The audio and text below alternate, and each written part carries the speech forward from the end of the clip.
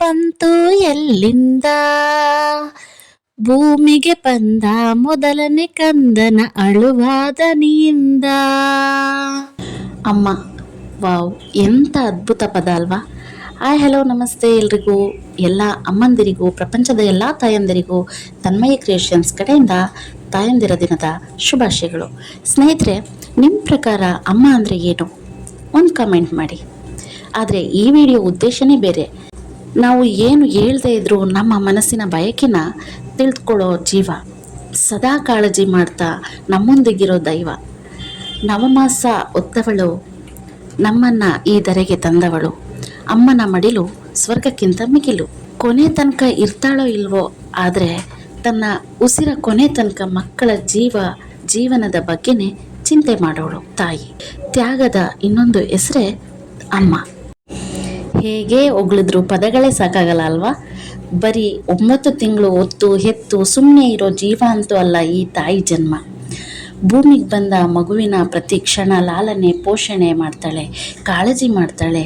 ಹೆಂಗೆ ಅಂದರೆ ತನ್ನ ಮಗು ತುಂಬ ಎತ್ತರದ ಸ್ಥಾನದಲ್ಲಿರಬೇಕು ಅನ್ನೋ ಉದ್ದೇಶದಿಂದ ತನ್ನ ಕಷ್ಟಗಳನ್ನ, ತನ್ನ ನೋವುಗಳನ್ನೆಲ್ಲ ತನ್ನೊಳಗೆ ಬಚ್ಚಿಟ್ಕೊಂಡು ಮಕ್ಕಳಿಗೆ ಕಷ್ಟನೇ ಗೊತ್ತಾಗ್ದಂಗೆ ಸಾಕೋ ಜೀವ.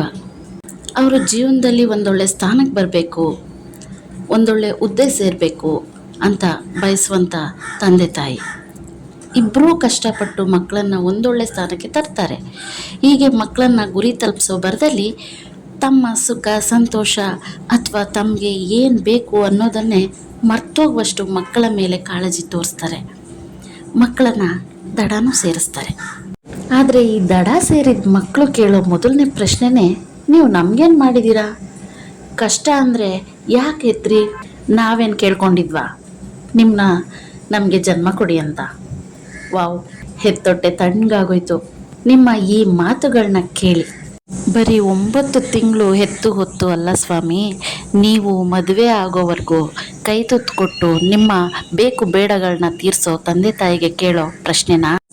ಇಂಥ ಪ್ರಶ್ನೆಗಳನ್ನ ಕೇಳಿ ನೋವು ಮಾಡೋದಲ್ಲದೆ ತಂದೆ ತಾಯಿನ ನಿಮ್ಮ ಅನುಕೂಲಕ್ಕೆ ಬಳಸ್ಕೋತೀರಾ, ಇಲ್ಲ ನಿಮಗೆ ಸರಿದಾರಿ ತೋರಿಸ್ದ ತಂದೆ ತಾಯಿ ದಾರಿ ತಪ್ಪಿಸ್ತೀರಾ, ಆಶ್ರಮದ ದಾರಿ ತೋರಿಸ್ತೀರಾ? ನಿಮ್ಮಲ್ಲಿ ಕೇಳ್ಕೊಳ್ಳೋದೊಂದೇ, ಯಾರ ಮನಸ್ಸನ್ನು ನೋಯಿಸೋ ಉದ್ದೇಶ ನಂದಲ್ಲ. ಹಾಗಂತ ಎಲ್ಲ ಮಕ್ಕಳು ಈ ರೀತಿ ಮಾಡ್ತಾರೆ ಅಂತಲೂ ಹೇಳ್ತಿಲ್ಲ. ತಂದೆ ತಾಯಿಗೆ ವಯಸ್ಸಾದ ಕಾಲದಲ್ಲಿ ಆಸರೆ ಆಗಿರಬೇಕು, ಊರ್ಗೋಲಿನ ಬದಲು ನಮ್ಮ ಹೆಗ್ಲಿರಬೇಕು.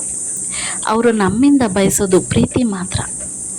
ಪ್ರೀತಿ ಕೊಟ್ಟ ಜೀವಗಳಿಗೆ ಪ್ರೀತಿನೇ ಕೊಡೋಣ, ಬದುಕಿನ ದಾರಿ ತೋರಿದ ಅವರಿಗೆ ಜೊತೆಯಾಗೋಣ. ಆದಷ್ಟು ವೃದ್ಧಾಶ್ರಮಗಳನ್ನ ಮುಚ್ಚೋಣ. ನಮ್ಮನ್ನು ಖುಷಿಯಿಂದ ಬೆಳೆಸಿದ ಅವರ ಕೊನೆ ಕ್ಷಣಗಳನ್ನ ಖುಷಿಯಿಂದ ಕಳೆಯುವ ಹಾಗೆ ಮಾಡೋದು ಎಲ್ಲ ಮಕ್ಕಳ ಕರ್ತವ್ಯ. ಕಣ್ಣೀರಾಗಿಸೋ ಬದಲು ನೆಮ್ಮದಿಯ ಬದುಕನ್ನು ಬದುಕಲು ಬಿಡೋಣ. ಮಾತೃದೇವೋ ಭವ ಪಿತೃದೇವೋ ಭವ ಅನ್ನೋ ಮಾತನ್ನು ನೆನಪಿಡೋಣ. ತಂದೆ ತಾಯಿನ ಪ್ರೀತಿಸ್ತೀವಿ ಅಂತ ನಮ್ಮ ಮೊಬೈಲ್ ಸ್ಟೇಟಸ್ನಲ್ಲಿ ಅಂತ್ಯಗೊಳಿಸೋದು ಬೇಡ. ನಿಜವಾದ ಪ್ರೀತಿನ ಅವರಿಗೆ ಹಂಚೋಣ. ವಿಡಿಯೋ ಇಷ್ಟ ಆಗಿದ್ರೆ ವಿಡಿಯೋನ ಲೈಕ್ ಮಾಡಿ, ಶೇರ್ ಮಾಡಿ, ಕಮೆಂಟ್ ಮಾಡಿ ಫ್ರೆಂಡ್ಸ್. ನಮಸ್ತೆ.